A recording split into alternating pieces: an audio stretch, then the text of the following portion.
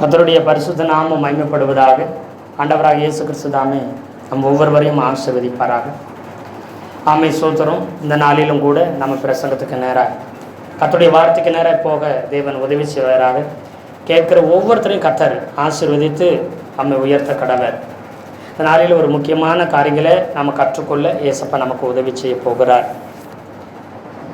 குடும்பத்தை குறித்து நம்ம தொடர்ந்து பார்த்து கொண்டு வருகிறோம். குடும்பத்தில் ஒரு ஆண் எப்படி இருக்கணும், ஒரு பெண் எப்படி இருக்கணும், ஒரு கணவன் எப்படி இருக்கணும், ஒரு மனைவி எப்படி இருக்கணும், அவருடைய சுபாவம் எப்படி இருக்கும். பொதுவாகவே ஒரு ஆணுடைய சுபாவம் எப்படி இருக்கும் அதை ஒரு பெண் புரிஞ்சுக்கிறணும்.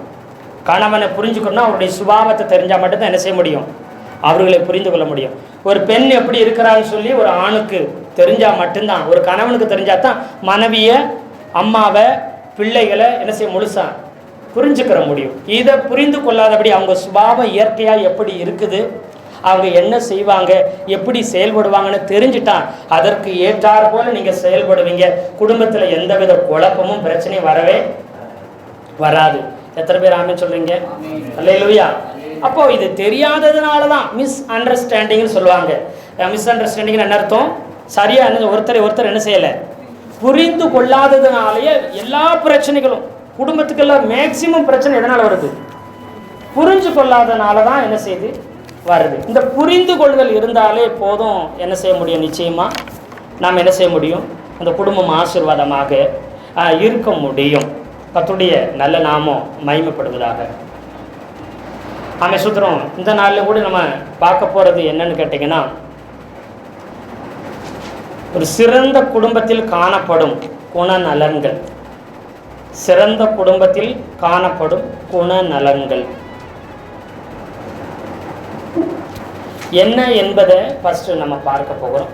ஒரு சிறந்த குடும்பத்தில் காணப்படும் குணநலன்கள்னால் அந்த குடும்பத்தில் உள்ளவர்கள் அவங்கள்ட்ட இருக்க வேண்டிய குணநலன்கள் என்ன அப்படிங்கிறத ஒரு சில பேசிக்கான காரியத்தை பார்க்க போகிறோம். அதுக்கு முன்பதாக முதல்ல நம்ம எப்பயுமே எதை ஆரம்பித்தாலும் ஆதியில் இருந்து தான் நம்ம ஆரம்பிக்கணும். கர்த்தர் நமக்கு அதற்கு உதவி செய்வாராக. இப்போது எபேசருக்கு எழுதின நிருபம் 5வது அதிகாரத்தின் 22வது வசனத்தை ஒரு வாசிக்கலாம். தெய்வ பயத்தோட ஒருவருக்கு ஒருவர் கீழ்ப்படிந்து இருங்கள் அப்படின்னு முதல் ஆரம்பிக்கும் போது அப்போஸ்தலனாகிய பவுல் என்ன செய்யறாராம், தெய்வ பயத்தோட ஒருத்தருக்கு ஒருத்தர் என்ன செய்யுங்க, கீழ்ப்படிந்திருங்கள்னு யாருக்கு சொல்லுகிறார் அப்படின்னு நீங்க பின்னாடி வாசி பார்த்தா தெரியும். யாருக்கு சொல்லுகிறாரு? கணவனுக்கும் மனைவிக்கும் சொல்லுகிறார். தெய்வ பயத்தோட ஒருவருக்கு ஒருவர் என்ன செய்யுங்க, ஆமா, ஒருத்தருக்கு மாறி ஒருத்தர் பொதுவாகவே கீழ்ப்படிந்திருங்கள். இதை இன்னும் சொல்லணும்னா தெய்வ பயத்தோட ஒருவருக்கு ஒருவர் என்ன செய்யுங்க, அன்பு கூறுங்கள்னு சொல்லலாம். ஆமே சோத்திரம். ஏன்னா அதுதானே அங்க அவர் சொல்றாரு, உன்னிடத்தில் நீ அன்பு கூறுவது போல பிறனிடத்திலே அன்பு கூறுவாயாக. அன்பு தான் பிரதானம். 10 கட்டளைகளை கொடுத்தாரு. 613 நியாயப்பிரமாணம், அதன் மையம் 10 கட்டளை, அதன் மையம் 2 கட்டளை, பிரதான கட்டளை. ஒன்று முழு இருதயத்தோடும், ஒன்று முழு ஆத்மாவோடும் முழு பலத்தோடும் நீ தேவனிடத்தில் அன்பு கூறுவாயாக. இது முதல் பிரதான கட்டளை. ரெண்டாவது பிரதான கட்டளை என்ன சொன்னாரு? உன்னிடத்தில் நீ அன்பு கூறுவது போல பிறனிடத்தில் என்ன செய்ய, முழு இருதயம் முழு ஆத்மா முழு பலத்தில் என்ன செய், அன்பு கூறுங்க. இது பிரதானமான கட்டளை. 613 நியாய பிரமாணத்தை சுருக்கின மையம் 10 கட்டளைகள், அதை சுருக்கின மையம் 2 கட்டளைகள். அதை சுருக்கி ஒரே வார்த்தையில சொல்லணும்னா என்ன செய்யணும், அன்பு. எதுங்க? தேவனிடத்திலே அன்பு கூறு, மனுஷனிடத்தில் அன்பு கூறு. அப்ப என்னதுல முடியுது, அன்புல முடியுது. தெய்வ பயத்தோட ஒருத்தருக்கு ஒருத்தர் கீழ்ப்படிந்திருங்கள்னு மட்டும் அங்கே சொல்லியிருக்குது. இன்னும் நம்ம சொன்னா தெய்வ பயத்தோட ஒருவருக்கு ஒருவர் அன்பு கூறுங்கள். ஏன்னா தெய்வ பயத்தோட ஒருத்தருக்கு ஒருத்தர் கீழ்ப்படிங்கன்னு சொல்லிட்டு அடுத்த என்ன சொல்ல வராரு, மனைவிக்கு சொல்றாரு. 23வது வசனம் வாசிங்க. கிறிஸ்து சபைக்கு தலையாய் இருக்கிறது போல புருஷனும் மனைவிக்கு தலையா இருக்கிற தலை சரீரம் அப்படிங்கிறத பேசுறாரு. 24வது வசனத்துல, ஆகையால்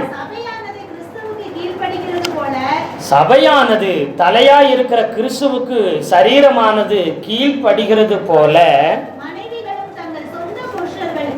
மனைவிகளும் தங்கள் சொந்த புருஷர்களுக்கு எந்த காரியத்திலும் கீழ்ப்படிந்து இருக்க வேண்டும். இப்ப என்ன சொல்றாரு? ஒருவருக்கொருவர் கீழ்ப்படிங்கன்னு சொல்லி அதோட முடிக்காதபடி இப்போ கிறிஸ்து தலையா இருக்கிறார், சபை சரீரமாய் இருக்கிறது. அப்போ ஒரு கணவன் புருஷன் தலையா இருக்கிறான், மனைவி சரீரமாய் இருக்கிறார். இப்போ தலைக்கு சரீரம் என்ன செய்யணுமா? கீழ்ப்படியணுமா? இப்போ ஏன் தலை சரீரம்னு சொன்னா எந்த ஆர்டரையும் எந்த கட்டளையும் எது பிறப்பிக்குது? மூளை தான் பிறப்பிக்கு. மூளை எங்க இருக்குதுங்க? தலையில இருக்கு. தலையில இருந்து ஆர்டர் வருது. இப்ப நான் நடந்து போயிட்டு இருக்கிறேன், திடீர்னு என்ன செய்யுது பார்த்தீங்கன்னா கல் தட்டிருச்சு, காலில் கல் தட்டிருச்சு. உடனே கை போய் அந்த காலை என்ன செய்யுது? அந்த விரலை போய் கை அந்த காலை என்ன செய்யுது? உடனே தடை விடுது. இது எங்க இருந்து ஆர்டர் வருது? மூளையிலிருந்து. தலை சொல்றது எது கேட்கணும்? சரீரம் கேட்கணும். திடீர்னு கீழே விழுந்துட்டேன், ரத்தம் வருது, உடனே ஒரு துணி எடுத்து ஒரு பஞ்சை எடுத்து எதையோ வச்சு என்ன செய்யுது? உடனே தொடச்சு அந்த ரத்தத்தை நிற்கிறதுக்கு உடனே தண்ணியை குடிக்க உடனே என்ன செஞ்சிடும்? இல்லை ஈரத்தை துணியை முக்கி என்ன செய்யும்? அந்த காலில் அந்த காயம்பட்டத்தை வைங்க, உடனே என்ன செய்யும்? ரத்தம் வர்றது நின்றோம். இது யாரு சொல்லி வருதா? எங்க சொல்லுதுங்க? மூளை சொல்லுது. உடனே என்ன செய்யுது? கையை உடனே செய்யுது காலுக்கு. புரியுதுங்களா? அப்போ தலை சொன்னா எது கீழ்ப்படியணுமா?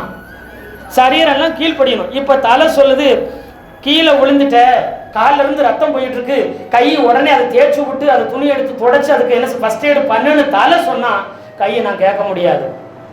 நீ சொல்றதெல்லாம் நான் கேட்டா எப்படி கேட்க முடியாது, வேணா தலை நீயே செஞ்சுக்கோ அப்படின்னு என்ன அர்த்தம்? என்ன ஆகும்? அந்த உடம்பு ரத்தம் போய் ஆள் என்ன செஞ்சிடும்? அதில் உங்களுக்கு புரியுதுங்களா?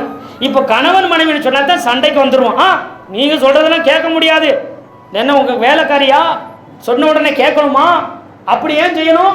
அதை நீங்களே செஞ்சுக்கோங்க அப்படின்னு ஒரு கை ஒரு காலுக்கு செய்ய வேண்டிய உதவியை ஒரு காலு அதை ஒரு கைக்கு செய்ய வேண்டிய உதவியை இன்னொரு கையோ தவிர்த்தா என்ன ஆகும்? எல்லா ஆர்டரும் தலை தான் சொல்லும். இங்க அடிபட்ட உடனே தலை என்ன செய்யுது? கீழ்ப்படிஞ்சு உடனே அந்த தலை கலண்டு போய் அந்த காலுக்கோ விரலுக்கோ கைக்கோ உதவி செய்யல. ஆனா உடனே என்ன செய்யுது? தலையில இருக்கிற கண்ணு உடனே என்ன செய்யுது? ஏன் அழுகுதுன்னா, ஏன் கண்ணீர் வடிக்குதுன்னா, காலை நான் நேசிக்கிறேன், கையின் மேல அன்பு கூறுகிறேன், காயப்பட்ட அந்த சரீரத்து மேல நான் அன்பா இருக்கிறேன்னு சொல்லி அழுகுது. உடனே கண்ணில் இருந்து சொல்லாமலே கண்ணீர் வருது. ஏன் நீ கண்ணீர் வடிக்கிற? நீ எல்லாம் கண்ணீர் வைக்க கூடாது அப்படின்னா இருக்குதா? கிடையாது. சரீரத்தில் எந்த பகுதி அடிபட்டாலும் உடனே என்ன செய்யுது? கண்ணீர் விடுது. தலையில எது பட்டாலுமே உடனே என்ன செய்யுது? தலையில எது அடிபட போன உடனே எது வருதுங்க? கை வந்து படக்குன்னு தடுக்குது. முகத்தில் அடிபட்ட உடனே கை வந்து தடுக்குது. இல்லை இல்லை நீயே உன்னை காப்பாத்திக்க, நான் எல்லாம் தடுக்க மாட்டேன்னு சரீரம் இருந்தா என்ன ஆகும்? அல்லேலூயா. சரீரத்தின் தலை சொல்லுகிறத சரீரம் கீழ்ப்படிஞ்சே ஆகணும். இல்லைன்னா என்ன ஆகும்னா அவ்வளவுதான், வாழவே முடியாது. இப்போ புருஷனுக்கு வருவோம். புருஷன் வந்து தலை, இப்போ மனைவி சரீரம். இப்போ தலை வந்து சொல்லுது, புருஷன் சொல்றாரு, ஏம்மா இந்த காரியத்தை செய்ய முடியாது. ஏன் நீங்களே செய்ய வேண்டியதானே? நான் தான் செய்யணும்னா இருக்குது, நீங்களே செய்யுங்கன்னு என்ன ஆகுது? இப்போ தலையுடைய பேச்ச மூளை சொல்றத எது கை கால்கள் சரீரம் கேட்காதது மாதிரி ஆகுது. இப்போ பசிக்குது, உடனே சாப்பிடணும்னு மூளை சொல்லுது. அதெல்லாம் சாப்பிடணும், நீ சாப்பிட்டுக்கோ, வாய் உங்ககிட்ட தானே இருக்கு, தலையே நீயே என்ன செஞ்சுக்கோ, சாப்பிட்டுக்கோ. நான் கால் போக மாட்டேன் கிச்சனுக்கு, நான் என்ன செய்ய மாட்டேன், சாப்பாடை தட்டில் போட மாட்டேன், அப்புறம் கையை வாயில் எடுத்து என்ன செய்ய மாட்டேன், நான் ஊட்ட மாட்டேன்னு சொன்னா என்ன ஆகும்? இதே மாதிரி ஒரு கணவன் சொன்னதை மனைவி கேட்கலன்னா என்ன ஆகும்? என்ன ஆகும்? அவ்வளவுதான், முடிஞ்சது வாழ்க்கை. இதை நம்ம புரிஞ்சுக்கிறோம். இல்ல எத்தனை தான் காயப்பட்டாலும் சரி, எத்தனை தான் நீ அடி வந்தாலும் சரி, எத்தனை தான் ரத்தம் வந்தாலும் சரி, இந்த மூளை ஆர்டரே கொடுக்குறத கண்டுக்கிறதே இல்லைன்னு வச்சுங்களேன், என்ன ஆகும்? அப்படியே கையிலேயோ காலில இருந்து ரத்தம் வருது, இந்த மூளை உடனே ஆர்டர் கொடுத்தா அதை என்ன செய்ய, சரி பண்ணு, ரெடி பண்ணின்னு சொல்லணும். அது ஆர்டர் கொடுக்காம இருந்தால் என்ன ஆகும்? இந்த கை கால் மற்றது வேலை செய்ய முடியாது. அப்போ என்ன செய்யும்? அப்படியே தான் இருக்கும். இப்போ ஹோமா ஸ்டேஜில் உள்ளவங்களுக்கு ஏதாவது ஆனால் பசிக்குதுன்னு நினச்சி அவங்க சாப்பிட்றாங்களா? ஹோமா ஸ்டேஜில் படுத்த படிக்க இருக்கிறாங்க, அவங்களுக்கு எதுக்குங்க டியூப் வழியை கொடுக்குறாங்க? கை காலெல்லாம் நல்லா தானே இருக்குது, அவங்களாம் எடுத்து சாப்பிட வேண்டியதானே? கை காலில் எந்த காயமும் இல்லை, சரீரத்தில் எந்த நோயும் இல்லை. ஹோமா ஸ்டேஜ் மூளையில் மட்டும் பாதிப்பாகி போச்சு. ஹோமா ஸ்டேஜ் இருக்கிறாங்க, சரீரம் ஆட்டோமேட்டிக்காக போய் அந்த என்ன செய்ய சாப்பாடுகளை எடுத்துகிட்டு வந்து அதை அப்படியே வாயில் ஊட்ட வேண்டியதானே? செய்ய முடியாது. தலை மூளை வேலை செய்யலைனா, தலை வேலை செய்யலைனா, ஹோமா ஸ்டேஜில் போயிருச்சுன்னா தலையில் மட்டும் அடிபட்டு சரீரம் எவ்வளவு நல்லதாக இருந்தாலும் செயல் இழந்து போய் கிடக்கும். அப்போ இதை ஒவ்வொரு கணவனும் ஒவ்வொரு புருஷனும் உறைஞ்சுக்கிறணும். என் குடும்பம் இப்படி என்ன படுத்த படுக்கையா கிடப்பில் கிடக்கணும்னா அந்த வாழ்க்கை சந்தோஷமாக மேலே உயர்வா நல்லா போகாமல் அதே லெவலில் அதே கஷ்டம், அதே வேதனை, அதே சாப்பாடுக்கு கஷ்டம், அதே தங்குறதுக்கு கஷ்டம், அதே உடுத்துறதுக்கு கஷ்டம், அதே கடன், அதே குறை, அதே தரித்திரத்தோடு இருந்தால் என்ன செய்யுது? இப்போ தலை என்ன ஆகி போச்சு? ஹோமா ஸ்டேஜில் கிடக்குது. தலை அடிபட்டு மூளை கலங்கி மூளை வேலை செய்யாமல் இருக்குது. அப்போ புருஷன் என்ன செஞ்சிட்டான்? செயல் இழந்த மூளையை போல ஒவ்வொரு புருஷனும் எப்படி இருக்கிறான்? செயல் இழந்து போனவனா இருக்கிறான். அந்த குடும்பத்துக்கு அவனால் எந்த பிரயோஜனம் இல்லை. அதனால தான் அந்த குடும்பம் கஷ்டம், தரித்திரம், வறுமை, ஏழ்மை, வாழ்றதுக்கே சிரமம். இந்த நிலைமைக்கு வர்றதுக்கான தலை சரியில்லை, புருஷன் சரியில்லை. பொறுப்பு இல்லாதவனோ, குடிக்கிறவனோ, எனக்குன்னு இருக்கிறவன், அன்பே இல்லாதவன், மனைவி மேல பிள்ளைகள் மேல அன்பு கூறாதவன், அக்கறை இல்லாதவன் என்ன செய்யறான்? செயலிழந்து போன மூளையை போல தலையை போல யார் இருக்கிறா? புருஷன் இருந்தா அந்த குடும்பமும் எப்படித்தான் இருக்கும்? அவங்க எவ்வளவுதான் பிரயாசப்பட்டாலும், எவ்வளவுதான் அந்த குடும்பத்தில் உள்ளவங்க மற்றவங்க மனைவி பிள்ளைங்க பாடுபட்டாலும் பிரயாசப்பட்டாலும் அந்த குடும்பத்தால பெரிய முன்னேற்றம் வரவே முடியாது, உயரவே முடியல, பெருகவே முடியல. அல்லேலூயா சொல்லுங்களேன். இதை நான் கண்கூடா பார்த்துருக்கிறேன். அந்த புருஷன் சரியில்லாதனால அந்த மனைவி பாருங்க, 4 பேர் செய்யற வேலையை அவங்க ஒத்தையிலே செய்வாங்க. 4 பேர் சம்பாதிக்கிற அந்த அம்மா ஒரே ஆளா சம்பாதிப்பாங்க. அவங்க சம்பாதிச்ச சம்பாத்தியத்தை பார்த்தா இன்னைக்கு அரண்மனை கட்டி இருக்கணும், அந்த ஊர்ல கால்வாசி வாங்கியிருக்கணும். அந்த அம்மா உழைச்ச உழைப்பை பார்த்தா கால்வாசி ஊரை சொத்தை அவங்க வாங்கியிருக்கணும். 10 வீட்டுக்கு அவங்க உட்கார வச்சு சோறு போடணும். அத்தனை உழைச்சாங்க. ஆனா இன்னைக்கும் சாப்பாட்டுக்காக, இன்னைக்கும் அடிப்படை தேவைக்கு கஷ்டப்படுறாங்க. அந்த பெண் உழைக்கத்தானே செஞ்சிச்சு. பின்னையே இவ்வளவு கஷ்டம்னு கேட்டா எது சரியில்லை? தலை, புருஷன் சரியில்லை. அதனால எவ்வளவு மிகுதியாக பிரயாசப்பட்டோம், அதனால எந்த பிரயோஜனமும் இல்லாம இன்னைக்கும் கஷ்டப்படுற குடும்பங்கள் என்ன செய்யுது? நிறைய சொல்ல முடியுங்க. அந்த கணவன் பொறுப்பு இல்லாதவனா, அன்பில்லாதவனா, அக்கறை இல்லாதவனா, செயலிழந்த மூளையை போல அந்த தலையா அந்த புருஷன் அந்த குடும்பத்துக்கு இருக்கும் பொழுது அந்த குடும்பமே பரிதவிக்கப்பட்ட நிலைமையில் இருக்குது. ஆமாவா இல்லையா? நாம சொல்றோம் அவர் உழைச்சாலும் சரி, உழைக்கலனாலும் சரி, அவர் பொறுப்பா இருந்தாலும் சரி, இல்லைன்னா சரி, நான் எப்படியாவது என் குடும்பத்தை கட்டி காப்பாத்திடுவேன், கரை சேர்த்துருவேன்னு நினைக்கிறீங்களே, நீங்க எவ்வளவு முயற்சி செஞ்சாலும் தலை மூளை வேலை செய்யாம சரீரத்தால கையால காலால எதையுமே சாதிக்க, அசைச்சிக்கலாம், ஒருவேளை அசைச்சிக்கலாம், கொஞ்சம் நகண்டுக்கலாம், உருண்டுக்கலாம், அவ்வளவு, வேற ஒன்றும் செய்யவே முடியாதுங்க. இது ஒவ்வொரு பெண்ணும் புரிந்திருக்க வேண்டும். அதற்காக அதிகமாய் தலைவனுக்காக புருஷனுக்காக அதிகமாய் பாரப்பட்டு ஜெபம் பண்ணி அவர்களை கர்த்தருக்குள்ள இயேசுக்குள்ள நடத்தி விட வேண்டும். அது உங்களுடைய முதல் தலையாகிய கடமை. அதுதான். அல்லேலூயா. கர்த்தர் அது உங்களுக்கு பலனும் கிருபையும் தருவார். சோர்ந்து இருக்கிறாங்களா, பலவீனமா இருக்கிறாங்களா, குறைவா இருக்கிறாங்களா, பரவாயில்லை. பலவீனமா இருக்கிறவனுக்கும் குறைவா இருக்கிறவனையும் டாப்ல கொண்டு வரணும். ஒரு படிக்க தெரியாத, படிப்புல ரொம்ப மட்டமா இருக்கிற ஒரு மாணவனை மேல டாப் லெவல்ல கொண்டு வரணும், அவன் அதிகமாக பனிஷ்மெண்ட் கொடுக்க வேண்டும். அப்படிங்களா டீச்சர்? அதிகமா அவனை அடிக்கணும், அதிகமா அவனை எல்லாரும் மத்தியும் குற்றப்படுத்தணும், அவனை நல்ல மண்டை கொட்டு போடணும். அப்பனா தான் அவன் புத்தி தெளிஞ்சு என்ன செய்ய மேல வருவானா? வரமாட்டான். அவன் என்ன செய்யணும்? உன்னால முடியும், உனக்குள்ள என்ன இருக்குது? திறமை இருக்குது, உன்னால படிக்க, உன்னால மார்க் எடுக்க முடியும். நீ சாதாரணமானவன் கிடையாது. நீ ஏன் உன்னை பற்றி தப்பா நினைக்கிற? உனக்கு நிறைய திறமை இருக்குது. படிப்பில் கொஞ்சம் கம்மியாக இருக்கிற மாதிரி தெரியலாம், ஆனால் உன்னாலுக்கு ஞாபக சக்தி இருக்குது, விளையாட்டில் திறமை இருக்குது, பாடுறதுல திறமை இருக்குது, வரைகிறதுல திறமை இருக்குது, ஓடுறதுல திறமை இருக்குது, புது புது காரியங்களை செய்யறதுல உனக்கு திறமை இருக்குது. நீ எல்லாரும் படிக்கிற மாதிரி விதமாக படித்தா உனக்கு படிப்பு வரல, ஆனால் நீ வித்தியாசமாக படிக்கும், வேறு கோணத்தில் படித்தா உன்ன மாதிரி படிப்பு யாருக்கும் வராது. அப்படி சொல்லி அவனை சொன்னான். அடுத்த தடம் 5 பாடம் ஃபெயிலாகிறவன் 3 பாடம் ஃபெயிலாவான், அடுத்து என்ன செய்வான் 2 பாடம் ஃபெயிலாவான், அப்புறம் ஆல் பாஸ் ஆயிடுவான். கடைசியில் பார்த்தா நல்ல மார்க் எடுத்துருவான், நல்ல ஸ்டூடெண்ட்டாக மாறிடுவான். இதுக்கு காரணம் என்ன? உற்சாகப்படுத்தணும், பாராட்டணும். எப்பயும் நான் உன் கூட இருக்கிறேன், நான் உனக்கு சப்போர்ட் பண்ணுறேன்னு ஒவ்வொரு டீச்சரும் சொன்னான். அதில் ஆல் பாஸ் ஆயிடுவாங்க. அல்லேலூயா சொல்லுங்களேன், அல்லேலூயா சொல்லுங்களேன். ஆமே, கர்த்தருடைய பரிசுத்த நாமம் மகிமைப்படுவதாக. கர்த்தர் நாம் ஒவ்வொருத்தரையும் ஆசீர்வதிப்பாராக. நாம் 10ஆம் வகுப்பு படித்த பொழுது, நாம் 10ஆம் வகுப்பு படித்த போது ரொம்ப சொற்ப மார்க் எடுத்திருந்தாங்க, ரொம்ப ரொம்ப சொற்பமான மார்க் எடுத்திருந்தான் ஒரு பையன். ஆனால் மொத்தமே ஒரு 40 ஒரு 50க்குள்ள தான் மொத்த மார்க்கு, 500க்கு 50 மார்க்கு தான். ஆனால் அதில் ஒரு பாடம் அவன் பாஸ் ஆகியிருந்தான்.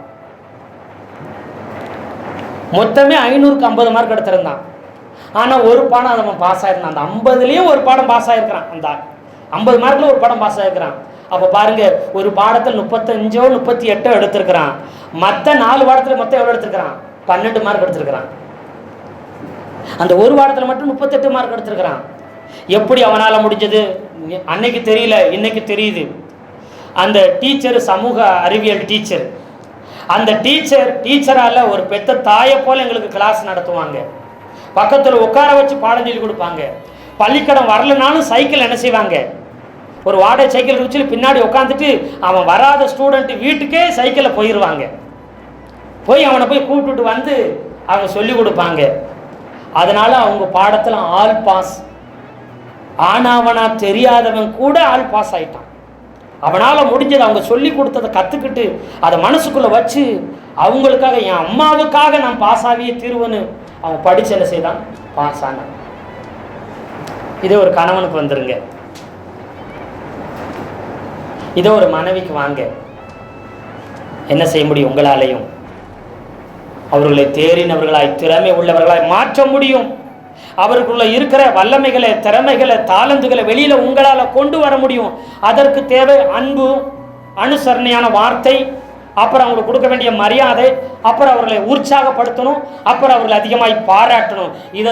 இதை செய்தால் தலை சிறந்தவர்களாய் உங்க கணவன், உங்கள் மனைவி என்ன செய்வாங்க? தலை சிறந்தவர்களாக மாறிடுவாங்க, உங்களை விட மேன்மை உள்ளவர்களா. அல்லேலூயா. இதை நாம் செய்ய வேண்டும். இப்போ இங்க வாசிக்கும் பொழுது மனைவிகளே கர்த்தருக்கு கீழ்ப்படுகிறது போல புருஷருக்கு கீழ்ப்படிங்கன்னு வந்துருச்சு. கீழே 25வது வசனத்தை வாசிங்க. உங்கள் மனைவிகளில் அன்பு கூறுங்கள், அப்படியே கிறிஸ்துவும் சபையில அன்பு கூர்ந்தாராம். இப்போ நீங்க நல்லா கவனிச்சு பாருங்க. உங்களுக்கு இந்த வேத வசனத்தை வாசோன்னே உங்களுக்கு உடனே தோணும், மனைவிகளே கீழ்ப்படியுங்கள், மனைவிகளே கீழ்ப்படியுங்கள், மனைவிகளே கீழ்ப்படியுங்கன்னு ஒவ்வொரு பாசம் சொல்றாங்க, ஒவ்வொரு பரிசுத்தவான்களும் சொல்லியிருக்கிறாங்க, ஒவ்வொரு புருஷனும் ஒவ்வொரு கணவனும் ஒவ்வொரு ஆணும் சொல்றாங்க, நீ எனக்கு கீழ்ப்படியணும். அப்படிதான் பைபிள் சொல்லியிருக்கு. எது தெரியுதோ தெரியல, எது தெரிஞ்சிருக்குது, இது மட்டும் கரெக்டா தெரிஞ்சிடும், வேற ஒண்ணுமே உங்களுக்கு தெரியாது. மனைவி என்ன சொல்லி கீழ்ப்படியணும், புருஷன் கீழ்ப்படிதான் பைபிள் சொல்லியிருக்கு, ஆண்டவர் சொல்லியிருக்கிறாரு, பரிசுத்தவான்கள் சொல்லிக்கிறாங்க. எடுத்த உடனே சொல்லுங்க, நீ கீழ்ப்படி. ஏன் ஆண்டவர் பெண்களை, மனைவிய கீழ்ப்படியணும்னு சொல்லிட்டாரு?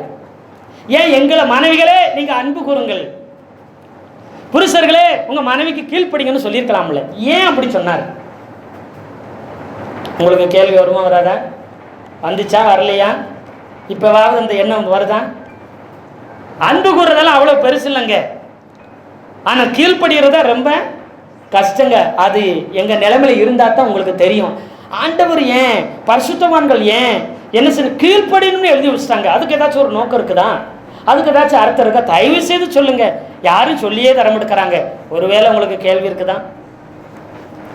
ஆமை சோத்திரம். அதை குறித்து லைட்டு நம்ம பார்க்க போகிறோம். ஆதியாகம புஸ்தகம் எதை ஆரம்பித்தாலும் எங்கே வந்துடணும்? ஆதியாகம புஸ்தகம் வந்துடணும். 1வது அதிகாரம் 26வது வசனத்தையும் 27வது வசனத்தையும் ஒருத்தர் வாசிக்கலாம். பின்பு தேவன் நமது சாயலாகவும் நமது ரூபத்தின்படியேயும் மனுஷனை உண்டாக்குவோமாக, அவர்கள் சமுத்திரத்தின் மச்சங்களையும் ஆகாயத்து பறவைகளையும் மிருக ஜீவன்களையும் பூமி அனைத்தையும் பூமியின் மேல் ஊறும் சகல பிராணிகளையும் ஆளக்கடவர்கள் என்றார். தேவன் தம்முடைய சாயலாக மனுஷனை சிருஷ்டித்தார். தேவன் தம்முடைய சாயலாக மனுஷனை சிருஷ்டித்தார். அவனை தேவ சாயலாகவே சிருஷ்டித்தார். ஆணும் பெண்ணுமாக அவர்களை சிருஷ்டித்தார். ஆணும் பெண்ணுமாக சிருஷ்டித்தார். சரி, இதுக்கு நோக்கத்தை விளக்கத்தை சொல்ல வந்து நீங்க மறுபடியும் முதல்ல இருந்து ஆரம்பிச்சிட்டீங்களே அப்படி கேட்டீங்கன்னா சொல்றேன் பாருங்க. தேவன் தன்னை போல தன்னுடைய சாயல்ல உருவாக்கணும்னு நினைச்சாரு. யார? மனுஷனை உருவாக்க நினைச்சாரு. அந்த மனுஷனை எப்படி உருவாக்க? ஆணும் பெண்ணும் மனுஷனை எப்படி உருவாக்குனாரு? உமன், மேன், உமன், மேல், ஃபீமேல். எல்லாத்துக்குள்ள என்ன இருக்குது? உமனுக்குள்ள என்ன இருக்குது? மேன் இருக்கும். ஃபீமேலுக்குள்ள என்ன இருக்குது? மேல் இருக்குது. புரியுதுங்களா? அப்போ ஆணும் பெண்ணையும் மனிதனை உருவாக்குனாரு. அந்த மனிதனை இப்ப என்ன செய்யறாரு? ஆணாக பெண்ணாக என்ன செய்யறார்? உருவாக்குனார். அல்லேலூயா. இப்போ தன்னுக்கு அவர் என்ன செய்யறார்? தன்னை போல தன்னுடைய சாயல மனுஷனை ஆணும் பெண்ணை உருவாக்குறாரு. தன்னிடத்திலிருந்து உருவாக்குறாரு. தன் மூலம் உருவாக்குறாரு. இதை நீங்க நல்லா கவனமா கவனிச்சுங்க. தன் மூலம் உருவாக்கிட்டாரு. ஜீவ சுவாசம் எங்க இருந்து போகுது? ஜீவ சுவாசம் உயிர் மூச்சு. தேவன் தன்னுடைய உயிர் மூச்சை ஒரு மண்ணை பொம்மையா உருவாக்கி தான் உயிர் மூச்சை யாரு கொடுக்கிறாரு? மனுஷனுக்கு கொடுத்தாரு. தேவனில் இருந்து மனுஷன் ஆண் பெண் வந்தாங்க. அவங்களிருந்து வந்ததுனால இவர் என்ன செய்ய ஆரம்பிச்சாரு? அன்பு கூர்ந்தார். தன்னிடத்திலிருந்து உருவானவர்கள் மீது அன்பு கூர்ந்தார். மிருக ஜீவன்கள், அப்புறம் மரம் செடி கொடிகள், அப்புறம் பூமியில வாழ்ற உலகத்தில் இருக்கிற எல்லா உயிரினத்தின் மேலையும் அவர் தயை செய்தார். தயை பாராட்டினார். தயை வேற, அன்பு வேற. தயவு செய்து இரக்கம் பாராட்டுறாரு. ஆனா மனுஷங்கிட்ட மட்டும்தான் என்ன செய்யறாரு? அன்பு கட்டுறாரு. எல்லா உயிரினத்தின் மேல இரக்கம் காட்டுறாரு. ஆனா மனுஷன்கிட்ட மட்டுமே அன்பு காட்டினார். ஏன்னா அவன் எங்க இருந்து வந்திருக்கிறான்? தேவனிடத்திலிருந்து, ஆண்டவரிடத்திலிருந்து, கர்த்தரிடத்திலிருந்து அவன் உருவாகி வந்திருக்கான். அவருக்குள்ள இருந்து வந்தவங்க கிட்ட அவர் அன்பு கூர்ந்தார். மற்றவைகள் மேல அவர் இரக்கம் காமிச்சார். அல்லேலூயா. ஆமா, கர்த்தருடைய பரிசுத்த நாமம் மகிமைப்படுவதாக. இப்போ மனுஷன் மேல தேவன் அன்பு கூர்ந்தார். ஏன்னா தன்னிடத்திலிருந்து வந்ததுனால அன்பு கூர்ந்தார். இப்போ மனிதர்கள் தேவனிடத்துல என்ன செய்யணும்? தேவனுக்கு என்ன செய்யணும்? அன்பு கூறணுங்கிறத என்ன செய்யணும்? கீழ்ப்படியணும். மனிதர்கள் தேவனுக்கு என்ன செய்யணும்? கீழ்ப்படுகிறோம். தேவன் என்ன செய்கிறார்? மனுஷனிடத்துல அன்பு கூர்ந்தார். இப்ப அதே இது ஆதாமுக்குள்ள இருந்து யார் வந்தான்? ஏவாள் வந்தாங்க. தனியா வேற மண் எடுத்து என்ன செய்யவே இல்லை. செஞ்சார செய்யலையா? தனியா மண் எடுத்து என்ன செய்யல? ஆதாம மண் எடுத்து செஞ்சாரு. ஆனா தன்னுடைய சுவாசத்தை உள்ள ஊதி அவனை மனுஷனா உருவாக்கிட்டாரு. இப்ப அந்த ஆதாமுக்குள்ள இருந்து எதை எடுக்கிறாரு? விலா எலும்பை எடுத்தாரு. இப்ப தேவனுடைய உயிர் மூச்சை எடுத்து அங்க மனுஷனை உருவாக்கினாரு. அதனால தனக்குள்ள இருந்து வந்த மனுஷன் மேல அவர் அன்பு கூர்ந்தார். அதே போல ஆதாமுக்குள்ள இருந்து விலா எலும்பு எடுத்து யாரை உருவாக்குறாரு? ஏவாளை உருவாக்குறாரு. அப்ப ஆதாம் என்ன செய்யணும்? அன்புதான் கூறணும். அதான் கீழ்ப்படிக்கூடாதுன்னு சொல்லல. மெயின் என்ன செய்யணும்? பிரதானமா அன்பு கூறணும். தேவன் நம்மிடத்தில் அன்பாக இருக்கிறார். தேவன் அன்பாக இருக்கிறார். தேவனிடத்தில் அன்பு இருக்கிறது. தேவன் அன்பாக இருக்கிறார். அல்லேலூயா, அல்லேலூயா. 1 யோவான்ல அந்த வசனம் சொல்லுது, தேவன் ஃபர்ஸ்ட் அன்பாய் இருக்கிறார். தேவனிடத்தில் அன்பு இருக்கிறது. 1 யோவான் 4வது அதிகாரம் 7வது வசனம். பிரியமானவர்களே, ஒருவரில் ஒருவர் அன்பாய் இருக்க கடவோம். ஏனெனில் அன்பு தேவனால் உண்டாயிருக்கிறது. தேவனால் பிறந்து அவரை அறிந்திருக்கிறான். அடுத்து, அன்பு இல்லாதவன் தேவனை அறியான். தேவன் அன்பாக, தேவன் அன்பா இருக்கிறாரு. அவர்கிட்ட அன்பு இருக்குது. அவர் மூலமா வந்தவன் என்ன செய்யணும்? அன்புள்ளவனாய் இருக்க வேண்டும். அல்லேலூயா சொல்லுங்களேன், அல்லேலூயா சொல்லுங்களேன். கர்த்தருடைய பரிசுத்த நாமம் மகிமைப்படுவதாக. கர்த்தர் நம்மை ஆசீர்வதிப்பாராக. ஆமென். அல்லேலூயா. அப்போ தேவனிடத்துல அன்பு இருக்குது. தேவன் அன்பா இருக்கிறார். அவர் அன்பா இருந்ததுனால அவர்கிட்ட அன்பு இருக்குது. அப்போ அவர்கிட்ட இருந்து வர்ற ஆதாம் கிட்ட என்னதான் இருக்கும்? அன்பு. ஏவாள்கிட்ட அன்பு இருக்குது. ஆனா ரொம்ப முக்கியம், ஆதாமுக்குள்ள இருந்து விலா எலும்பு எடுத்தது காரணம் என்னன்னா அவன் அன்பு கூறணும், ஏவாள் என்ன செய்யணும்? கீழ்ப்படியும். மொத்தத்துல தேவன் அன்பு கூறுவாரு, நாம் அவருக்கு என்ன செய்யணும்? சபை கிறிஸ்து என்ன செய்யறார்? நம்ம மேல நாம் பாவியா இருக்கும்போதே நமக்காக இயேசு என்ன செய்தாரு? உயிரை கொடுத்து நம்மிடத்துல என்ன செஞ்சாரு? அன்பு கூர்ந்தார். இப்ப சபை என்ன செய்யணும்? அவருக்கு எல்லா விதத்திலும் கீழ்ப்படியணும். அப்ப ஒரு ஆண் ஆதியிலே கர்த்தர் இதை தீர்மானம் பண்ணிட்டார், யாராலையும் என்ன செய்ய முடியாது? இல்லைங்க, இன்னையிலிருந்து நான் உங்களிடத்துல அன்பு கூறுறேன், நீங்க எனக்கு கீழ்ப்படிங்கன்னு சொல்ல முடியாது. இது உலக தோற்றத்துக்கு முன்னாடி அவர் பிக்ஸ் பண்ணிட்டாரு. இது மாறுறதுக்கு வாய்ப்பே கிடையாது. நீங்க திடீர்னு தலையில மாத்திர நினைச்சா அது கூடாத காரியம். மேய்ப்பன் ஆடுகள் மேல என்ன செய்யறான்? அன்பு கூறுவான். அந்த ஆடுகள் மேய்ப்பனுக்கு என்ன செய்யணும்? கீழ்ப்படியணும். நானே நல்ல மேய்ப்பன் சொல்றார் இயேசுநாதர். நல்ல மேய்ப்பன் தன் ஆடுகளுக்காக உயிரையும் கொடுக்கிறான். எதுக்கு உயிரை கொடுக்கிறான்? அன்பு கூறுறதுனால என்ன செய்யறான்?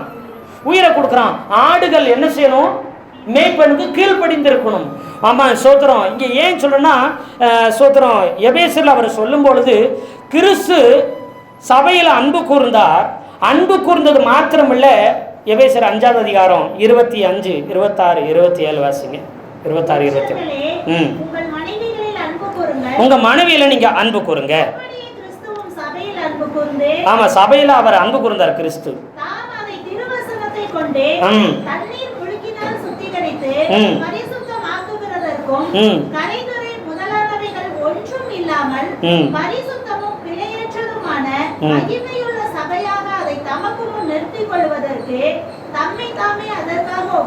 தம்மை தாமே சபைக்காக உயிரையும் கொடுத்தார். அவ்வளவு அன்பு, உயிரை கொடுக்கிற அளவுக்கு அன்பு கூர்ந்தார். உயிரையும் என்ன செய்தார்? கொடுத்தார். பாவியா இருந்தோம், வழிவிலகி போனோம், வழிமாறி போனோம், உயிரையும் கொடுத்து காப்பாற்றினார்.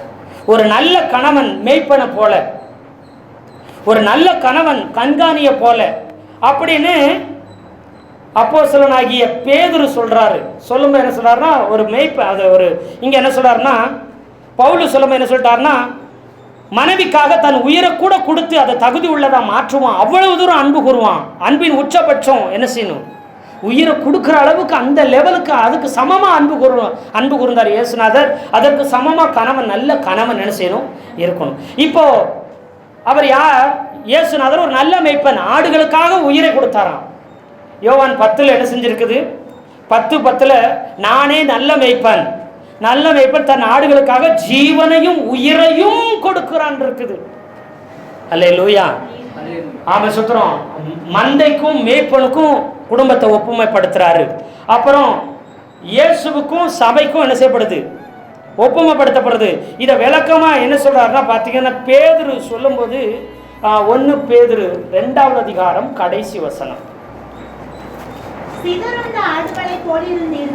சிதறுண்ட ஆடுகளை போல இருந்தீர்கள், இப்பொழுதோ உங்கள் ஆத்துமாக்களுக்கு மேய்ப்பரும்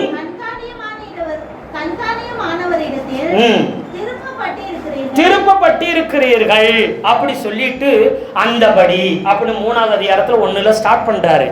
நாம நினைக்கிறோம் அது வேற ஏரியா, இத வேற ஏரியான்னு. பைபிள் எழுதும் போது, லெட்டர் எழுதும் போது 1 பேஜ் 2 அப்படி எழுதுவீங்க. ஒரு பத்தி, ஒரு அதிகாரம், 2வது அதிகாரம், 3வது அதிகாரம், தலைப்பு போட்டா லெட்டர் எழுதுவீங்க. இது கடிதம். இதை நம்ம புரிஞ்சுக்கிறதுக்காக இதை என்ன செஞ்சுக்கிறாங்க? ஒரு 100 வருஷத்துக்கு முன்னாடி என்ன செஞ்சுக்கிறாங்க? ஒரு சில 100 வருஷத்துக்கு முன்னாடி ஒரு என்ன செஞ்சுக்கிறாங்க? அதை பிரித்து அதிகாரமாக மாற்றிருக்கிறாங்க. லெட்டரா படிக்கணும். இப்போ இந்த வசனத்தை வாசிக்கும்போது 3வது அதிகாரம் இது வேற, 2வது அதிகாரம் அது வேற, அப்படி படிச்சீங்கன்னா அர்த்தம் புரியாது. 3வது அதிகாரங்கிறத தூக்கிடணும். இதை ஒரு லெட்டரா படிக்கணும். இப்போ படிக்கும்போது என்ன சொல்றாரு?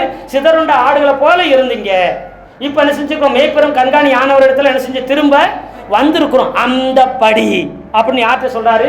மனைவிகளே, உங்க சொந்த புருஷருக்கு என்ன செய்யுங்க? கீழ்ப்படிங்க. எந்தபடி கீழ்ப்படிங்க? மேய்ப்பருக்கும் கண்காணிகளுக்கும் எப்படி ஆடு கீழ்ப்படியுதோ அதே போல உங்க சொந்த புருஷனுக்கு மனைவிமார்களே கீழ்ப்படியுங்கள். உங்களை கண்காணிக்கிறது, உங்களுக்கு தலைவராக இருக்கிறது, உங்களை நடத்துகிறது யாரு? உங்க கணவன், உங்க புருஷன். அவருக்கு நீங்க என்ன செய்யணும்? கீழ்ப்படியுங்கள் அப்படின்னு பேதுருவும் எழுதி வைக்கிறாரு. பவுல் மட்டும் சொல்லல, யாரும் சொல்லி வச்சிருக்கிறார்? பேதுருவும் இதுக்கு ஆமா ஆவியானவர் மூலம் மறுபடியும் அதை எழுதி வைக்கிறாங்க. இதை உங்க வீட்டுக்காரர் ஒரு மெய்ப்பனை போல கண்காணின்னா பிசப்புன்னு சொல்லுவாங்க. மேற்பார்வை எடுக்கிறவர். மேய்ப்பர்னு என்ன அர்த்தம்? ஆடுகளை யார் நடத்துறது? மேய்ப்பர் நடத்துவார். இந்த இடத்துக்கு போனோம், அந்த இடத்துக்கு நடத்தி கூட்டிட்டு போறது யாரு? மேய்ப்பர். அப்ப கணவன் ஒரு நடத்துகிறவன், கணவன் கண்காணிக்கிறவன், கணவன் புருஷன் அந்த குடும்பத்தை பாதுகாக்கிறவன். அது ஒரு தலைவன் போல என்ன செய்கிறான்? செயல்படுகிறான். அப்ப இதை ஒவ்வொரு பெண்களும் ஒவ்வொரு மனைவிமார்களும் இதை அறிந்திருக்கும் போது நன்றாக இருக்கும். அவர்கள் தலையா இருக்கிறாங்க, தலை சொல்லுகிறத கேட்காம போகக்கூடாது. தெய்வ பயத்தோட கீழ்ப்படிங்கன்னு இருக்கு. இன்னொரு வசனம், கர்த்தருக்குள்ள நீங்க என்ன செய்யுங்க? கீழ்ப்படிங்க. கர்த்தருக்கு இது பிரியமா இருந்தால் அது எந்த காரியமா இருந்தாலும் என்ன செய்யுங்க? கணவனுக்கு கீழ்ப்படியுங்க. கர்த்தருக்கு உட்பட்டு கணவனுக்கு மரியாதை கொடுங்க, கணவனுக்கு கீழ்ப்படிங்க, என்ன செய்யுங்க அப்படின்னு சொல்லியிருக்கேன். இப்போ சொல்றேன், சோத்திர கர்த்தர் உங்களை ஆசீர்வதிப்பாராக. இப்போ தேவனிடத்திலிருந்து மனுஷன் வந்தான், அதை தேவன் மனுஷங்க மேல அன்பு கூர்ந்தார், தன்னிடத்தில் வந்தவர்கள் மேல அன்பு கூர்ந்தார். ஆனா மனுக்குலம் தேவனுக்கு கீழ்ப்படிந்தது. கிறிஸ்துவுக்குள்ள இருந்து சபை வந்துச்சு. சபை யார் மூலம் உண்டாயிடுச்சு? கிறிஸ்துவ மூலம் உண்டாச்சு. அதனால சபை என்ன செய்யணும்? இயேசு கிறிஸ்துவுக்கு கீழ்ப்படிந்திருக்கணும். எந்தவித எதிர்பார்ப்பு இல்லாம தேவன் நம்மிடத்தில் அன்பு கூர்ந்தார். பாவியா இருக்கும் பொழுது ஒரே பேரான குமாரனாக இயேசு கிறிஸ்துவை கொடுத்து அன்பு கூர்ந்தாராம். 1 யோவான் 4வது அதிகாரத்துல அவர் அன்பு எப்படி விளங்குச்சு அப்படிங்கிறத இந்த 8-9 வசனத்தை வாசிங்க. 9-10. தம்முடைய ஒரே பேரான குமாரனாலே நாம் பிழைக்கும்படிக்கு தேவன் அவரை உலகத்திலே அனுப்பினதினால் தேவன் நம்மேல் வைத்த அன்பு வெளிப்பட்டது. நம்ம மேல வச்ச அன்பு வெளிப்பட்டுச்சு. ஒரே பேரான குமாரனை கொடுத்தாருங்க, ஒரே குமாரனை கொடுத்தாரு. அதனால அந்த ஒரே குமாரனை விட நம்ம மேல எவ்வளவு அன்பு இருக்கிறாரு. பாவியா இருக்கிற நம்ம மேல இயேசு கிறிஸ்துவை காட்டிலும் அதிக அன்பு கூர்ந்ததுனால என்ன செஞ்சாராம்?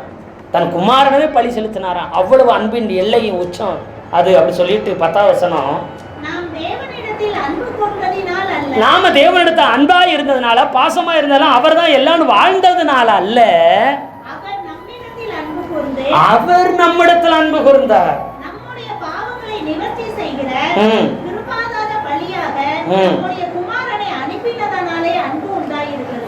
குமாரனை அனுப்பி பலியா ஒப்பு கொடுத்ததுனால அவருடைய அன்பு வெளிப்படுதான். அவ்வளவாய் அன்பு கூர்ந்தாராம். இவ்வளவாய் உலகத்தில் அன்பு கூர்ந்தார். வசனம் யோவான் 3:16 சொல்லுதில்ல, ஒரே குமாரனை தந்து இவ்வளவாய் உலகத்தில் அன்பு கூர்ந்தாராம். ஏன்னா என் மூலம் என்னிலிருந்து என்னுடைய சாயல்ல வந்த மனுக்குலத்தின் மேல அவர் அவ்வளவாய் எந்தவித எதிர்பார்ப்பு இல்லாம அன்பு கூர்ந்தாராம். கிறிஸ்துவ மூலம் தான் சபை வந்துச்சு. அதாவது இயேசு மூலம் தான் எது உருவாச்சு?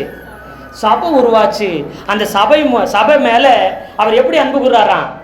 எந்தவித எதிர்பார்ப்பு இல்லாம அன்பு கூறுகிறார். தவறுகிறோம், தடுமாறுகிறோம், குறையா இருக்கிறோம், குற்றங்கள் செய்கிறோம், விழுந்து போகிறோம், அவரை மறந்து கூட போயிடும். ஆனாலும் அவர் நம்மிடத்தில் எந்தவித எதிர்பார்ப்பும் இல்லாம என்ன செய்கிறாரு? அன்பு கூர்ந்து கொண்டே இருக்கிறார். அல்லேலூயா. அப்போ ஆதாமுக்குள்ள இருந்து யார் வந்தது? ஏவாள் வந்தா. அப்படி ஒரு கணவனுக்குள்ள இருந்து தான் மனைவி வந்திருக்கிறார். அப்ப எந்தவித எதிர்பார்ப்பும் இல்லாம, குறைகளோ குற்றங்களோ தடுமாற்றங்களோ எது இருந்தாலும் இல்லைனாலும், நல்ல மனைவியா இருந்தா மட்டும்தான் அன்பு கூறணும் இல்லை, தடுமாறினாலும் குறைவுள்ளவர்களா இருந்தாலும் அவங்க எப்படி இருந்தாலும் எந்தவித எதிர்பார்ப்பும் இல்லாம அளவுக்கு அதிகமாய் அவர்களிடத்துல என்ன செய்யணுமா? அன்பு கூற வேண்டிய ஒவ்வொரு ஆணுடைய கடமையா இருக்கு. இது மாற்ற முடியாதது. அல்லேலூயா. இது ஒவ்வொரு கணவனும் ஒவ்வொரு ஆண்களும் அதை செய்ய வேண்டும். அல்லேலூயா. அது மாத்திரமில்ல, இப்போ மனைவியானவள் கணவனுக்கு எந்தவித தயக்கமின்றி எந்தவித எதிர்பார்ப்புமின்றி என்ன செய்யணும்? கீழ்ப்படிய வேண்டும். சபை இயேசுவுக்கு எந்தவித எதிர்பார்ப்புமின்றி, ஆண்டவரே தந்தானே துதிப்போமே, தந்தா மட்டும் நாங்கள் துதிக்க மாட்டோம், தரலனாலும் உங்களை என்ன செய்வோம்? கர்த்தர் கொடுத்தார், கர்த்தர் எடுத்தார், கர்த்தருடைய நாமம் மகிமைப்பட கர்த்தருக்கு சோத்திரம்னு சொன்னாரு. கர்த்தரை நான் எக்காலத்திலும் சோத்தரிப்பேன், அவர் துதி எப்போதும் வாயில இருக்கும். அல்லேலூயா. அப்ப எந்த நிலைமையிலும் கீழ்ப்படி, எந்த நிலைமையிலும் கர்த்தரை துதி. அதுதான் உண்மையான கீழ்ப்படிதல், அதுதான் உண்மையான அன்பு கூறுதல். அப்போ மனைவி எவ்வித எதிர்பார்ப்பும் இல்லாம கணவனிடத்துல அன்பு கீழ்ப்படிங்க. கணவன் எவ்வித எதிர்பார்ப்பும் இல்லாம மனைவியின் இடத்துல என்ன செய்யணும்? குறைவு பலவனை எதிர்தான் என்ன செய்யணும்? அன்பு கூற வேண்டும். இதுதான் மாற்றி அமைக்க முடியாத நிலையான நிரந்தரமான ஒரு சட்டம். ஒரு கணவன் அன்பு கூறுறவனாக இருக்கணும், ஒரு மனைவி கீழ்ப்படியணும். பிரதானமாய் கணவன் அன்பு கூறு, மனைவி பிரதானமானது நீ கீழ்ப்படி. ஆனா கணவன் அதுக்காக கீழ்ப்படிய கூடாதுன்னு இல்லை, தெய்வ பயத்தோடு ஒருவருக்கொருவர் என்ன செய்யுங்க? கீழ்ப்படிங்கன்னு சொல்லியிருக்குது. அல்லேலூயா, அல்லேலூயா. அப்போ தெய்வ பயத்தோட மனைவி உங்க கணவன் இடத்துல என்ன செய்யுங்க? அன்பு கூறுங்க. தெய்வ பயத்தோட ஆணும் பெண்ணும் கீழ்ப்படிச்சுக்குங்க மாறி மாறி. அதே போல தெய்வ பயத்தோட ஒருவர் என்ன செய்யுங்க? அன்பு கூறுங்க. அதோடு நின்றாதீங்க. அடுத்து என்ன சுபாவம் பாருங்க. ஸ்தோத்திரம். எபேசியர்கள் எழுதின நிருபம் 5வது அதிகாரம் 29வது வசனத்தை ஒருவர் வாசிக்கலாம்.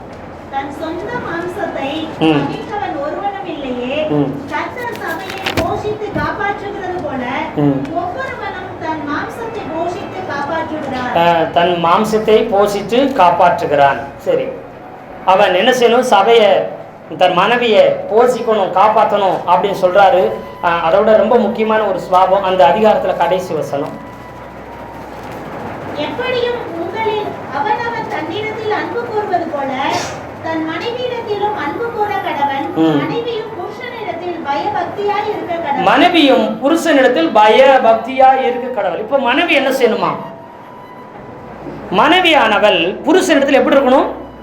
பயபக்தியா இருக்கணும். இங்க பயபக்தின்னு என்ன அர்த்தம்? வீட்டுக்காரன் வந்துட்டாரு, சொத்துறோம், ஐயோ வந்துட்டாரு சொல்லுங்க அப்படி நடுங்கிட்டே இருக்க கூடாது. குளிர் காய்ச்சல் வந்தவர் நடுங்கிறது கிடையாது. பயந்து மிரண்டு ஐயோ வீட்டுக்காரர் வந்துட்டாரு அப்படின்னு பயந்து வீட்டை விட்டு ஓடுறது கிடையாது, இப்போ ஒளியறது கிடையாது.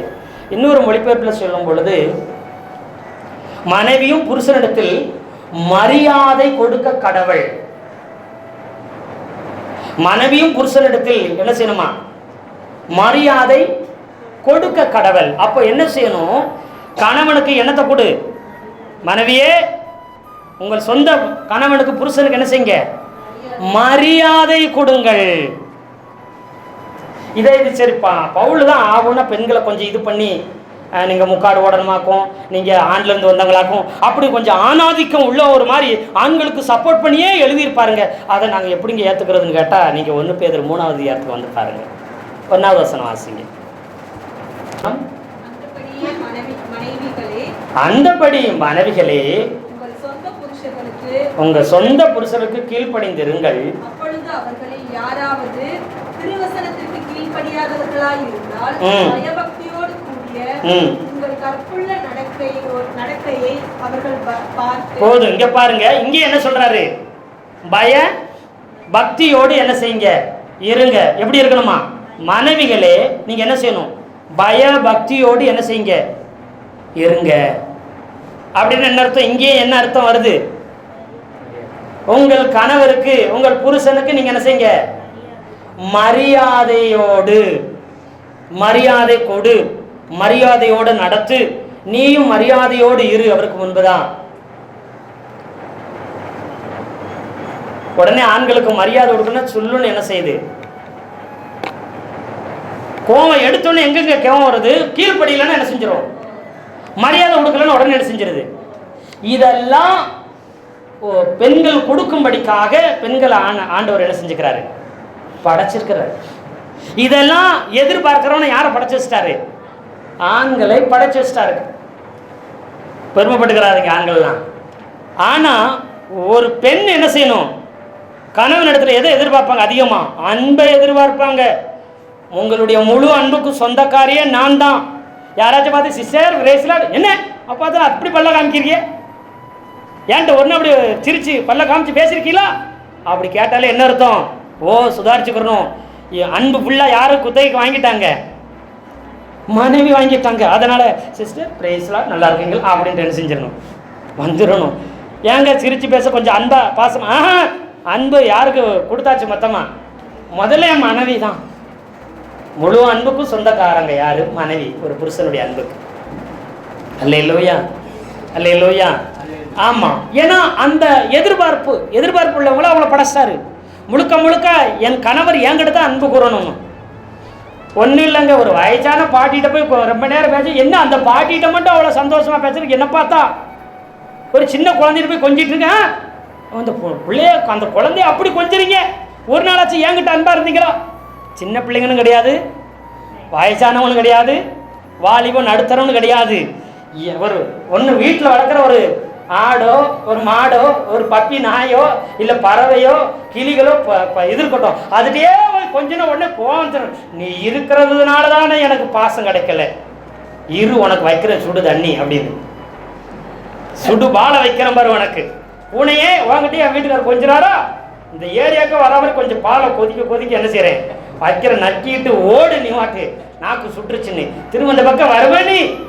அப்படியெல்லாம் என்ன செய்ய வில்லியா மாறிடுறாங்க நிறைய பெண்கள். காரணம் ஒன்னே ஒன்று, அவங்களுக்கு கிடைக்க வேண்டிய அன்பு அவங்களுக்கு என்ன செய்யணும், கிடைக்கணும். கிடைக்காத போது என்ன செய்கிறாங்க, அவங்க தவறான வழியில் நடத்தப்படுறாங்க, தவறானவர்களாய் மாறப்படுறாங்க.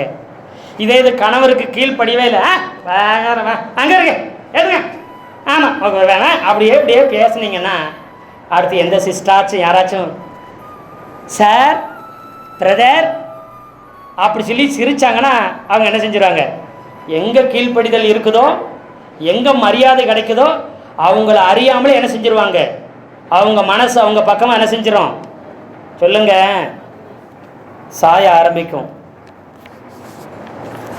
அப்போ என்ன அர்த்தம்? வீட்டில் என்ன கிடைக்கல, மரியாதை கிடைக்கல. மனைவியே உங்கள் புருஷனுக்கு ஒழுங்கா மரியாதையை கொடு, மனைவியே உங்கள் புருஷனுக்கு கீழ்ப்படி. உன் புருஷனுக்கு கீழ்ப்படியில, உன் புருஷனுக்கு நீ மரியாதை கொடுக்கல, மரியாதை கொடுக்குற இடத்துல போய் நிற்பான். ஏன் நிறைய தவறான உறவுகள், தவறான நபர்கள், மற்ற உறவுகள், மற்ற பெண்களுக்கு ஆண்களுக்கு நம்ம உள்ள வர்றதுக்கு காரணம் என்ன? நாம சரி இல்லை. அதுக்காக ஆண்களே நீங்க அப்படி தவறான வழி மாதிரி பாதை மாதிரி போயிருங்கன்னு சொல்ல வரல. நீங்க ரொம்ப எச்சரிக்கையா இருக்க வேண்டும். அல்லேலூயா. ஒவ்வொரு பெண்களே நீங்க புரிந்துக்கோங்க, உங்க கணவருக்கு எல்லா காரியத்திலும் கீழ்ப்படிங்க, எல்லாம் என்ன செய்யுங்க, கொடுக்க வேண்டிய மரியாதை எல்லாம் கொடுங்க. இப்போ மனைவிமார்கள் பெண்கள் அநேக நேரத்தில் தவறுகிறதுக்கு காரணம், பெண் பிள்ளையா இருக்கட்டும், அது மனைவியா இருக்கட்டும், அது யாரா இருக்கலாம், தவறுகிறதுக்கு காரணம் என்ன? அன்பு கணவனிடத்திலிருந்து முழுசா வரல. அவன் அடிக்கவும் உதைக்கவும் மிதிக்கவும் அவனுடைய வேலையை தேவையை செய்கிற ஒரு வேலைக்காரியா நடத்தினா அவர்கள் தவறி விடுகிறதுக்கு வாய்ப்பு நிறைய என்ன செய்கிறது இருக்கிறது. சிஸ்டர், சகோதரி அப்படி என்ன செய்வாங்க, வரும் பொழுது அவங்களுக்கு வழி மாறுறது, தடம் மாறுறதுக்கு வாய்ப்பு இருக்குது. அல்லேலூயா, அல்லேலூயா. தவறான உறவுகளை மட்டும் சொல்லலை, அப்புறம் குடும்பத்தில் உள்ள என்ன செய்ய மாட்டாங்க, அவர் அன்பா இருக்க மாட்டாங்க, கீழ்ப்படிய மாட்டாங்க, மரியாதை கொடுக்க மாட்டாங்க. என்ன செய்வாங்க, அவர்கள் தான் போன போக்கில் என்ன செய்வாங்க, போக ஆரம்பிச்சாங்க. இதுக்கு ஒவ்வொரு புருஷனும் காரணம். அவங்களுக்கு என்ன செய்யணும், அன்பு செலுத்துங்க. உங்களோட பேசாதீங்கன்னா சரி விட்டுருங்க, அவளுக்கு பிடிக்கல, என் மனைவிக்கு பிடிக்கல, நான் என்ன செய்யக்கூடாது, பேசக்கூடாது. ஏன்னா அன்புக்கு சொந்தக்காரி அவதான். அதனால என்ன செய்யணும், அதனால அவ சந்தேகப்படுற நிறைய பெண்கள் ஏன் கணவனை சந்தேகப்படுறாங்க, அங்க போகாதீங்க, இங்க நிக்காதீங்க, அங்க பேசாதீங்க, அதை செய்யாதீங்க, இதை செய்யாதீங்க, எங்க இவ்வளவு நேரம் ஆயிடுச்சு, இப்படி எல்லாம் கேள்வி கேட்கறாங்கன்னா நீங்க உருப்படியா உங்க மனைவிட்ட நீங்க அன்பு கூறல. அதனாலதான் உங்களை சந்தேக கண்ணோட்டத்தோட பார்க்க ஆரம்பிச்சிட்டாங்க. நீங்க கொடுக்க வேண்டிய அன்பை நீங்க கொடுக்க ஆரம்பிச்சிட்டா அவங்க இந்த சந்தேகமே வராது. அல்லேலூயா. அது மட்டுமில்ல, அந்த 1 பேதுரு 3வது அதிகாரத்துல என்ன செய்யணுமா, அவர்களுக்கு செய்ய வேண்டிய கணத்தை 7வது வசனத்துல என்ன செய்யணுமா, மனைவிக்கும் நீங்க கணத்தை என்ன செய்யணுமா அதாவது கணவனா என்ன மரியாதை, மனைவிக்கும் மரியாதையை கொடுக்கணும். கணவன்களே புருஷர்களே, உங்க மனைவி இடத்துல நீங்க அன்பு மட்டும் கூர்ந்தா போதாது, என்ன செய்யணும்? மரியாதை கொடுக்க கத்துக்கிறணும். 4 பேருக்கு மத்தியில் அவங்களுக்கு மரியாதை கொடுக்கணும். அவங்க குடும்பத்தில் பிள்ளைகளுக்கு முன்னாடி அவங்களுக்கு மரியாதை கொடுக்கணும். மனைவிக்கு உறவுகள் மத்தியில் மரியாதை கொடுக்கணும். போகிற வர்ற இடங்களை வெளியில் போகும்போது அவங்களுக்கு மரியாதை கொடு, அன்பு கூறணும். அப்புறம் மரியாதையும் கொடுக்கணும். அல்லேலூயா. இப்போ அன்பு கூறுகிறதுக்கு அடையாளமாக என்ன அர்த்தம்? இப்போ நான் உங்களிடத்துல அன்பா இருக்கிறேன் அப்படிங்கிறத எப்படி நீங்க புரிஞ்சுக்கிற முடியும்? என்ன செய்ய முடியும்? அன்பு கூறுறேன் உங்ககிட்ட, நான் அன்பா இருக்கிறேன்னு என்ன அர்த்தம்?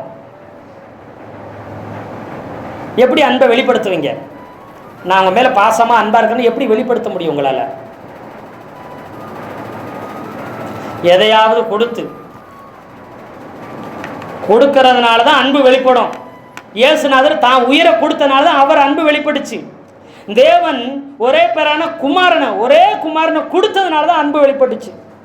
பரிசுத்த ஆவியானவர் தன்னைத்தானே நமக்குள்ள கொடுத்திருக்கிறார். வானமும் பூமியும் கொள்ளாத அந்த தேவாதி தேவன் பரிசுத்த ஆவியானவர் நமக்குள்ள வந்து இருக்கிறார். தன்னையே ஒடுக்கி தன்னையவே கொடுத்திருக்கிறார் ஆவியானவர்.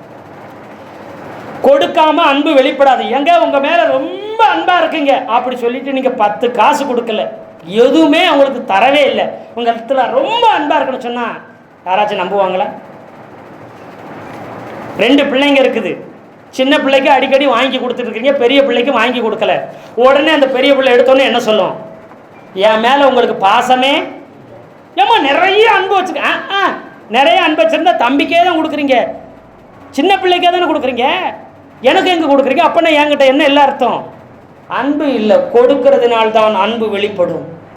அப்படின்னா ஒவ்வொரு புருஷர்களே, ஒவ்வொரு கணவன்களும் நீங்க புரிஞ்சுக்குங்க. ஆண்களே, அப்ப அதிகமா பெண்கள் எதை எதிர்பார்ப்பாங்க? நீங்க எதையாவது சேலையை கொடுக்கணும், பணத்தை கொடுக்கணும், அப்புறம் பொருள் வாங்கி கொடுக்கணும். அவங்க கேட்கறத வாங்கி, அவங்க கேட்கறத மட்டும் கொடுக்கறதில்ல, உங்களால முடிஞ்சதை நீங்க கொடுக்கும்போது என்ன செய்றீங்கன்னு அர்த்தம்? அன்பு கூறணும்னு அர்த்தம். அப்படி எதுவுமே வாங்கி தராம என் உயிரே நீ தான், உண்மையிலதான் ரொம்ப அன்பா இருக்கு அப்படின்னா அவருக்கு வேற வேலை யாரையாச்சும் காதில் போய் பூ சுத்துங்க. ஒரு சிலர் சொல்றாங்க காதில் பூ சுத்தலாம், ஆனா காதில் பூ கடையவே வச்சுட்டாங்க, சுத்திட்டாங்க அப்படியெல்லாம் சொல்றாங்க. இதெல்லாம் யாருக்கிட்டையாச்சும் போய் அப்படி சொல்லி சண்டைக்கு வர்றாங்க. காரணம் என்ன?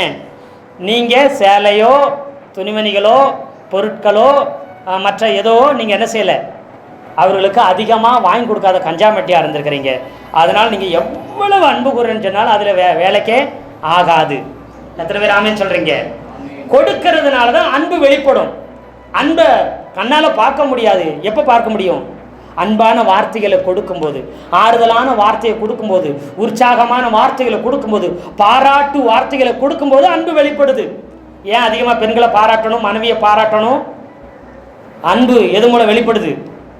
பாராட்டு மூலம் வெளிப்படுது. அதனால தான் சேலை நல்லா இருக்குதா, சோறு நல்லா இருக்குதா, குழம்பு நல்லா இருக்கு. ஏம்மா டெய்லியும் கேட்டு கேட்டு என் உயிரை வாங்காதம்மா, நேற்று வச்ச கருவாட்டு குழம்பு இன்னைக்கு நல்லா இருக்கான்னு கேட்குறிய, எப்படி தான் நல்லா இருக்குதுன்னு நல்லா இருக்கா இல்லையான்னு கேட்டேன் அப்படிம்பாங்க.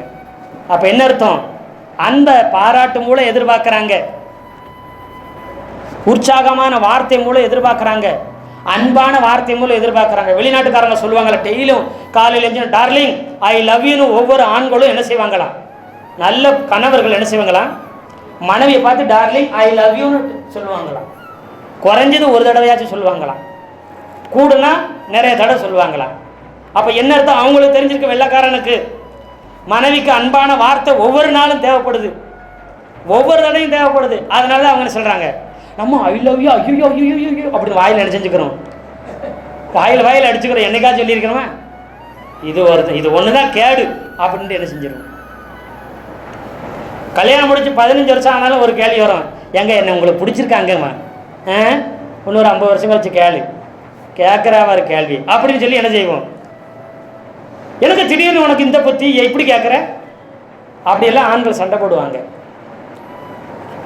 ஏன்னா அன்பை வார்த்தையின் மூலமும் அவங்க எதிர்பார்க்குறாங்க, பாராட்டு மூலமாக அன்பை எதிர்பார்க்குறாங்க, உற்சாகப்படுத்துறது மூலம் அன்பை எதிர்பார்க்குறாங்க, பொருட்கள் மூலமாகவும் அன்பை என்ன செய்கிறாங்க, எதிர்பார்க்குறாங்க, மரியாதை மூலமாகவும் அன்பை என்ன செய்கிறாங்க, எதிர்பார்க்குறாங்க. அல்லேலூயா, அல்லேலூயா.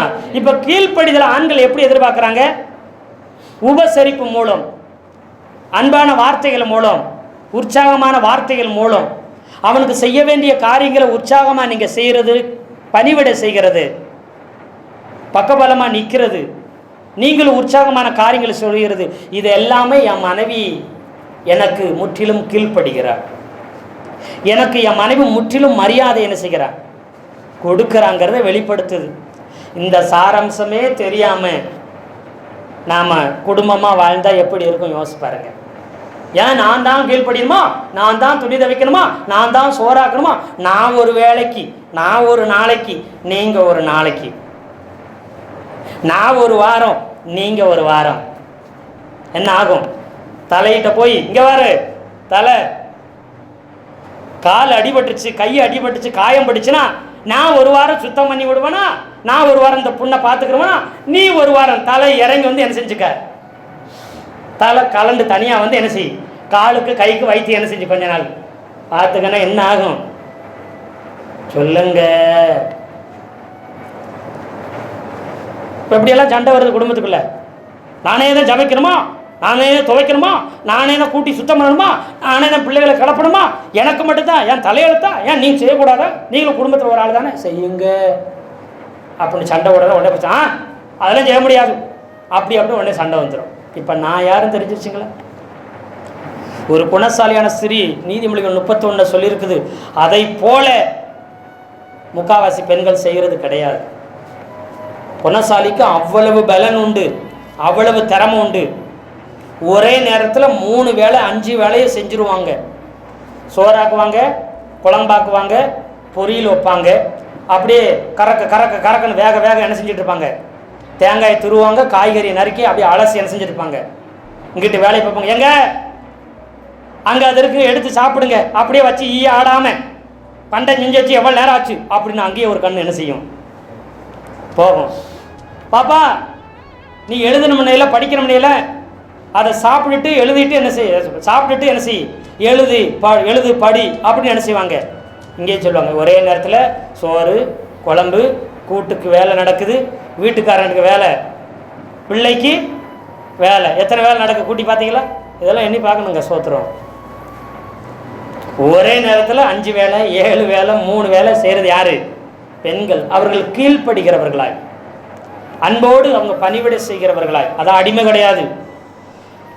நீங்கள் ஏற்ற காலத்திலே அவர் உங்களை உயர்த்தும்படிக்கு பலத்த கரத்துக்குள்ள என்ன செஞ்சீங்க, அடங்கியிருக்குன்னா அப்போ ஆண்டவர் கரத்தில் என்ன செய்யணுமா, அடங்கியிருக்குன்னா அடிமையாக இருக்குன்னு அர்த்தமா? நான்லாம் அப்படி அவருக்கு அடிமையாக இருக்க முடியாது அப்படி அந்த வசனத்தை சொல்லுவீங்களே, அதை என்ன செய்வீங்க, கீழ்ப்படியுங்கள். அதை மட்டும் ஆண்டவர்கிட்ட நான் அப்படி ஆமாம் ஆண்டவரே கீழ்ப்படுகிற ஆண்டவரே வீட்டுக்கிறேன் நானே பார்த்தா உங்களுக்கு அடிமையா அப்படின்னு எடுக்கக்கூடாதுங்க. புரியுதுங்களா? அல்லேலூயா, அல்லேலூயா. இந்த குடும்பத்தில் சிறந்த குடும்பத்தில் இருக்க வேண்டிய குணநலன் இதுதான். இப்போது இன்னும் ஒரு சில காரியத்தை சொல்லி நம்ம உடனே முடிச்சிடலாம். கர்த்தர் நமக்கு உதவி செய்வாராக. இப்போது தாய் தகப்பனுக்கு பிள்ளைங்க கீழ்ப்படியணுமா அன்பு கூறணுமா? தாய் தகப்பனுக்கு பெற்றோருக்கு பிள்ளைங்க கீழ்ப்படியணுமா அன்பு கூறணுமா? கீழ்ப்படியணும். இப்போ தாய் தகப்பன்க பிள்ளைகளுக்கு கீழ்ப்படியணுமா இல்லை அன்பு கூறணுமா? முதல்ல எப்படி சொல்றீங்க? தாய் தகப்பனுக்குள்ள இருந்து தான் யார் வெளியில் வந்திருக்கிறா? பிள்ளைங்க வந்தாங்க. அதனால தாய் தகப்பன் நிச்சயமா பிள்ளைங்க மேல என்ன செய்யணும்? அன்பு கூறணும். அவர்கள் தாய் தகப்பனுக்குள்ள இருந்து இவங்க வந்ததுனால இவங்க என்ன செய்யணும்? அவங்களுக்கு கீழ்ப்படியணும். இந்த மாறாத பிரமாணம் உங்களுக்கு புரிஞ்சுங்களா? தேவனிடத்துல இருந்து மனுஷங்க வந்தாங்க, அதனால மனுஷங்க தேவனுக்கு கீழ்ப்படுகிறாங்க. தேவன் எந்தவித எதிர்பார்ப்பும் இல்லாமல் அன்பு கூறுகிறார். அப்புறம் இயேசு கிறிஸ்துவில இருந்து சபை வெளியில வந்துச்சு. அப்ப கிறிஸ்து எந்தவித எதிர்பார்ப்பு இல்லாமல் அன்பு கூறுகிறார். சபை எந்தவித எதிர்பார்ப்பும் இல்லாமல் கீழ்ப்படியணும். கணவனுக்குள்ள இருந்து மனைவி வந்ததுனால, ஆணுக்குள்ள இருந்து பெண் வந்ததுனால எந்தவித எதிர்பார்ப்பும் இல்லாம ஆண் என்ன செய்யணும்? அன்பு கூறணும். மனைவி எந்தவித எதிர்பார்ப்பும் இல்லாமல் என்ன செய்யணும்? கீழ்ப்படிய வேண்டும். பெற்றோருக்கு தாய் தகப்பனுக்குள்ள இருந்தது, அவர்கள் மூலம்தான் பிள்ளைங்க வந்ததுனால பிள்ளைங்க எந்தவித எதிர்பார்ப்பும் இல்லாமல் கீழ்ப்படியணும். பெற்றோர்கள் எந்தவித எதிர்பார்ப்பும் இல்லாமல் பிள்ளைகளிடத்தில் அன்பு கூற கடவீர்கள். அல்லேலூயா, அல்லேலூயா. இது மாறாத பிரமாணம், இது மாறாத சத்தியம். இப்படி யாருக்காச்சும் குழப்பம் கேள்வி வந்தால் விளக்கமாக சொல்லி கொடுங்க. குடும்பத்துக்குள்ள விவாகரத்துங்கிறது ஒன்று இருக்கவே, சண்டைகள் குழப்பங்கள்னு ஒன்று இருக்கவே, சந்தோஷமான குடும்பமாக இருக்கும்.